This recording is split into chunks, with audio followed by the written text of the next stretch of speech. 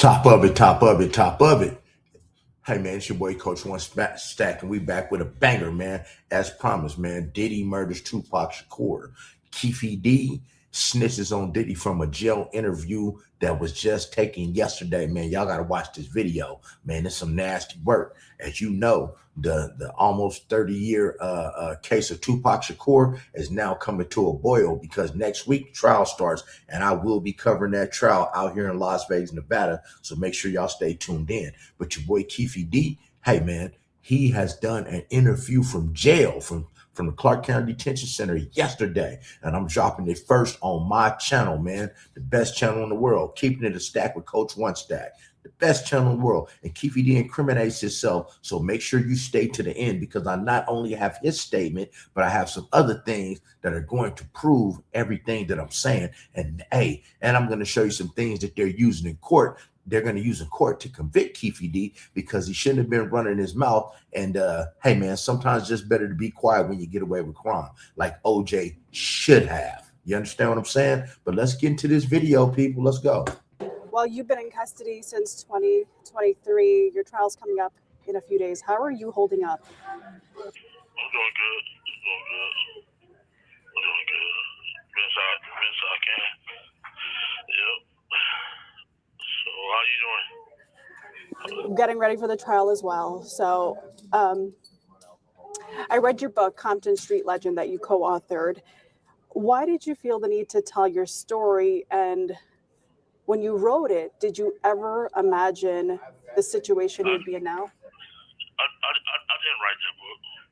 I just told him 10 things in my life and gave him some pictures. He did research and stuff like that. Him and my lawyer did that book. My lawyer died, and I just went on and signed on to it with him. I never read it or nothing. You were never handed a manuscript to sign off on? No, I never read the book or nothing. I never. It was already. And him and my lawyer was doing it. His name was Wayne Higgins, and he passed water in his yard. And they was friends, and he got in contact with me. Then I just signed on to him. He gave me like 10 pictures, told me like 10 things that happened in my life, and he had it all, the adverbs and stuff like that. He did the thing on research. So yeah, I didn't write that book. Well, I did read it. It mentions some interactions you had with Tupac Shakur. How would you describe your relationship with Tupac before September 1996? I prefer not to talk about that stuff. I would like to say how my family is in danger and stuff like that, and how I wasn't even in Las Vegas. You know what I'm saying? I wasn't in Vegas when this stuff happened. So I just said that stuff to get out of trouble. So you were not in Las Vegas, you're saying September 7, 1996? No, I wasn't. They can't prove I was in Las Vegas. I wasn't in Las Vegas. And, my family is in real danger. They got like 2 witnesses there's some dangerous dudes. Like they said, my son put out a hit on one of them. His name is Dante Lee. Guys, see how he's over here telling on everybody, man? See, guys, man, make sure you stay to the end because, man, what he's doing now, he's priming the jury because jury selection starts next week in this trial, man. I'm going to be covering it. But, man, I'm going to prove to you that he did what he did. And now he's trying to say that he was never even there. He was never even there. But, man, y'all stay to the end, man, because your words will come back to bite your ass when you playing around this social media, man. But he's going to prison. The question is Diddy going to go with him? He the one real dangerous. He killed 3 guys out there in La Mirada, California. Okay. And he said my son put out a hit on him. I wouldn't want my son nowhere near him because he get to kill people for free and get out of jail for free. You know what I'm saying? And, they gave him $5,000. Well, we just played them out of $5,000. He's wrong, He's wrong. that Reggie Wright Jr., he's threatening my son on the internet. The last few days, he didn't threaten him on the internet. You know, it's wrong. It's wrong.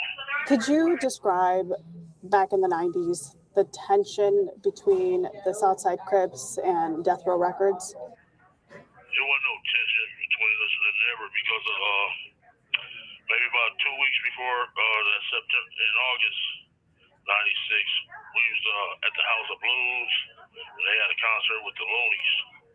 Suge, Tupac, and Snoop pulled up in some Rolls Royces. And they came and said, what's going on here? I said, the concert over with. And he said, let's go up to Paradise. We got up there on Santa Monica and hired right there in Hancock District in LA. We was never at odds with each other. Me and him as friends since we've been knowing each other since we was 8 years old. I played football with him and his daddy and uncles was our coach. Yeah. Was never at odds with him.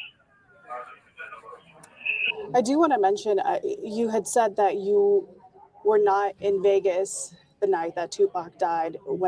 Now, see how you keep saying he was not in Vegas when Tupac passed away? Guys, man, they got video that, guys, because here's the thing. If you weren't somewhere, they can't hit you with a crime. But they've already proved that he was here. So what he's doing is, because everybody that was in the car with him that took part in that murder, they're deceased. All right. The person who came to bring him the cut, the $1 million from Diddy, right? He's deceased. His name was Eric Von Zip. Eric Von Zip took that $1 million that he received from Diddy, and he opened up a nightclub in New York called The Zip Code. You can do your history on that. T.K. Kirkland, the comedian, was roommates with Eric Von Zip at this time, and he talks about that on Vlad TV. You can go watch it for yourself. There was the Mike Tyson fight. Again, I read this book. Every single page, you included a picture of your sister and yourself at the fight. That wasn't no fight. Why would I wear an overcoat in September? That's what I had no fight. Why would I wear an overcoat and a hat? I had a suit on and an overcoat. That was a New Year's party. That was a New Year's party. So it says over here, me and my sister at the fight. I didn't author that book. That dude just put that stuff in there. He ain't had no fight. But September the 7th, it'll be 115 degrees. What I want to wear a suit with an overcoat on and a hat. Don't make sense. So go back and look at the degrees on that September. You think I'll wear that in September 7th? Come on now. A suit with an overcoat on and a hat. That was at a New Year's Eve party. And you see where Orlando, he got the same floor. Yep. He had on September, he had on a Dan Marino jacket. Dan Marino shirt that night. In September, didn't he? You're saying that raise it up again. Raise it up again. Show me again. Do that look like a Dan Marino shirt?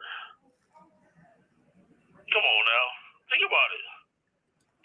Hey, man, what he's trying to do is separate himself from this case, talking about what he didn't do. But, man, he drug everybody up under the bus.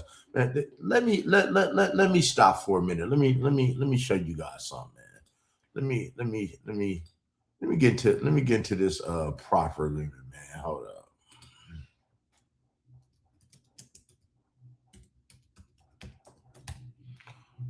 Let me get into this proffer agreement real quick, people. All right, hold up. Let me get to this proffer. Let me get to this proffer agreement with you guys, man, and show you exactly what he did. And we're gonna go back to that video real quick, man, and let you know what's really cracking. Let's go. Now, guys, this is the detective that did the proffer agreement with Keefe D, that he's trying to say that he was never there, he was never a part of, and all that. So let's hear how Keefe D's own words is kind of about to come back and bite him in the ass. Keefe D has a PCP operation that he's running and a cocaine operation. You show up at his house and you say, look, we're going to offer you a proffer agreement for cooperation in the Tupac murder in exchange for dropping all these drug charges that would put him in jail for life. Not exactly. It's close, but not exactly. We never said that we were dropping any of the drug charges. There was never that agreement or that understanding. He thought that was potentially going to happen is that he'd get charged on the drug charges and his cooperation would go towards mitigating whatever sentence he received. Aha. Okay. So the same day that you show up at his house, you guys meet and actually start the proffer. No. So we go to his house, we meet him in his front yard initially. We have a brief conversation in the garage and we say, listen, we've got this case we've built against you over the past however long it'd been. And, you know, we're aware of all your drug activity, got your phone tapped and all this stuff. And we suggest you get an attorney and meet us at the U.S. Attorney's office or give us a call and let us know if you'd be willing to sit down and have a conversation. He calls an attorney. That attorney calls us and says, when can we meet? We say, this afternoon is great. Why don't you meet us at the U.S. Attorney's office? And so that's what happened. And then once we get to that meeting, his attorney, representing Keefe, and the U.S. attorney have a conversation, and that's when the agreement to cooperate is made. Okay, and that's the proffer agreement. That's the proffer agreement. Explain to everyone, because this question comes up whenever I do interviews about this, the difference between immunity and proffer. So there's two types of immunity, ultimately. There's called use immunity and transactional immunity. I won't get into those differences other than Keefe never got immunity, which means that you can't be prosecuted, right? That's the whole term. You're immune from it. This is not that at all. This is just a situation where you sit down, you agree to honestly answer whatever questions we ask you about any criminal activity that you're involved in. And we will not use those statements back against you. Doesn't mean that you can't be prosecuted for the crimes, because you can, as we well know now. So his understanding was simply that whatever I say, they're not going to turn around and use it against me to prosecute. Mm-hmm. But they can take that information I say about other people and use that to prosecute them. Or if other people provide information about me that's incriminating, then they can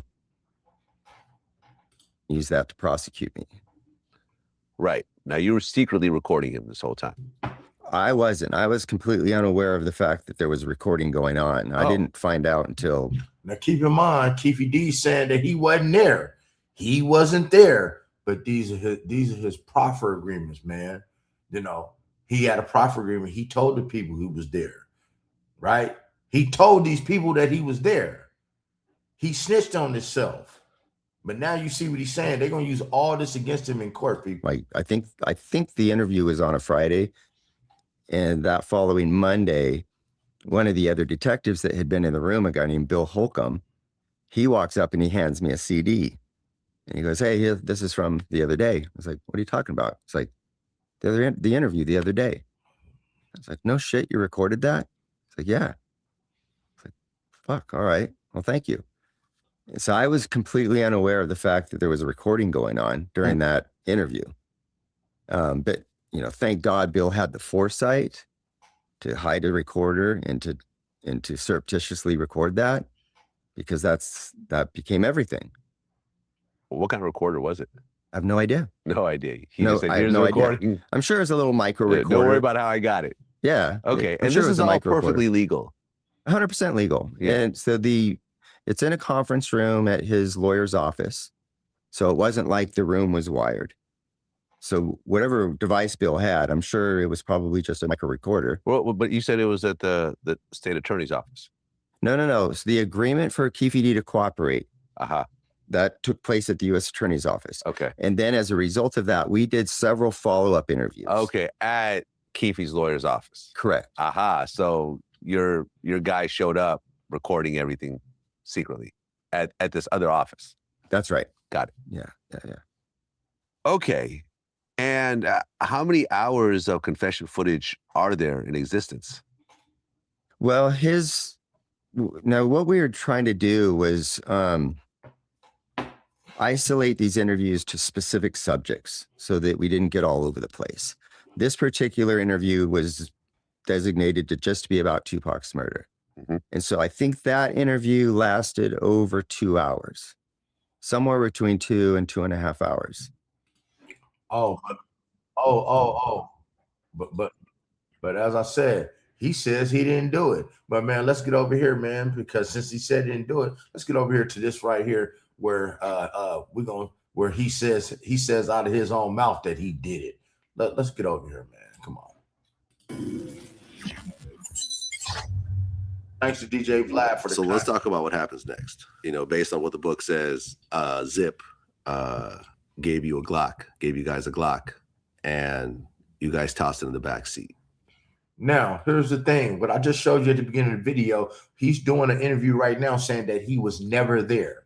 He wasn't even in Las Vegas. So y'all look at this video and y'all tell me, if he wasn't there, how did Eric Von Zip, who I told you was the one who provided the firearm for the murder of Tupac, how did he get that? How did he make this interview? If he wasn't there, how did all this stuff happen that's going to be in this video, man?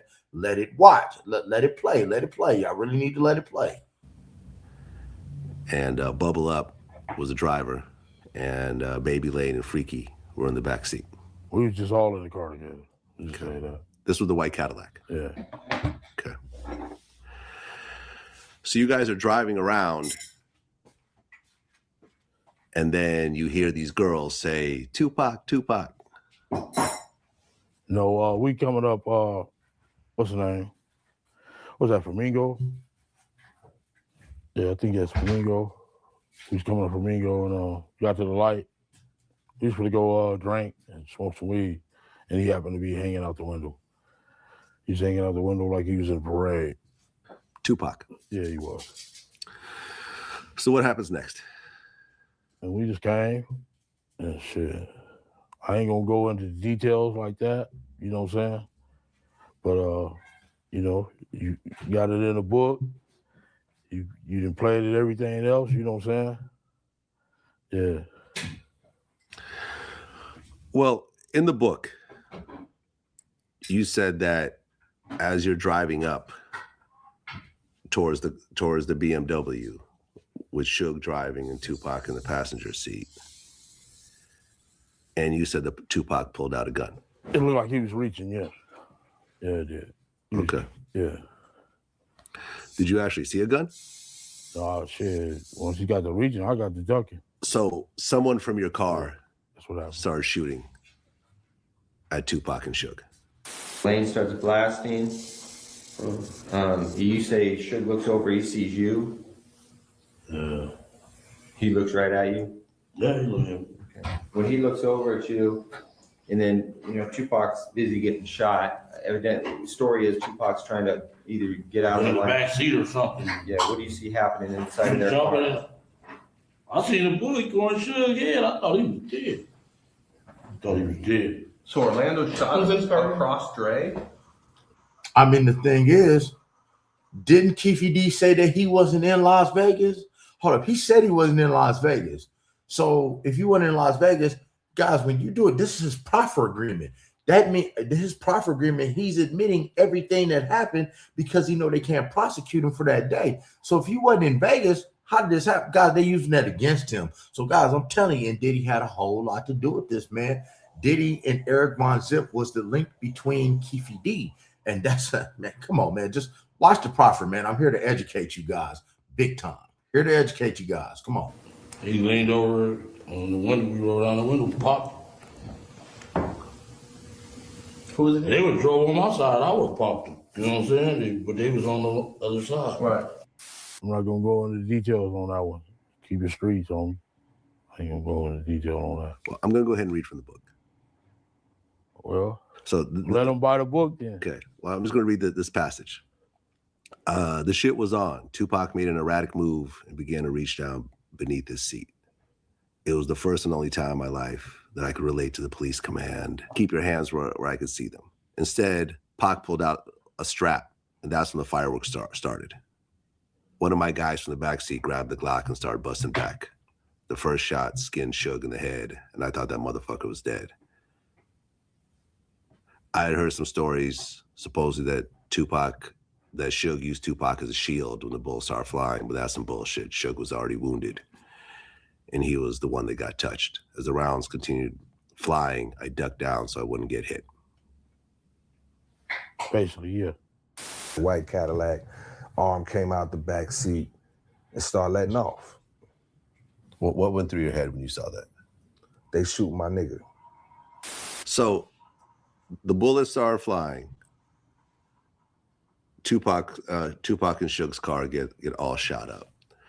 Was there, and I'd heard different versions of the story, but the one version I heard was that that their entourage started shooting back. Basically, yes. Okay. Does anyone from the death row side return fire? Yes. Okay. Can you say who that was? Yeah, he's no longer with us. His name was Buntry.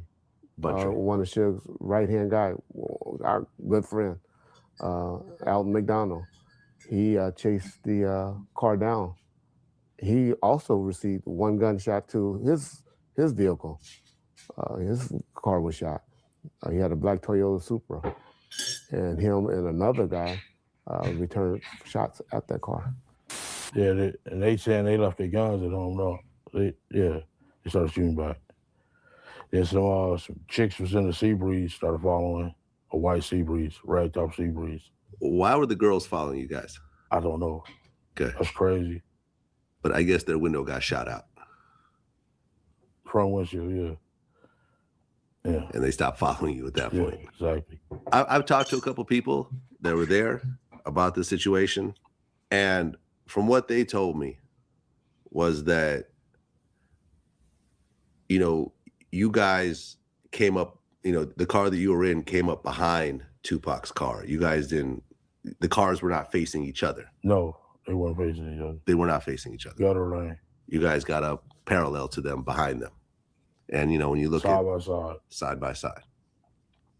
So how would you even see Tupac reach for anything if you're driving behind him? We weren't driving behind. I tell you, we were side by side at the light. Oh, okay. You guys were already side by side when it happened.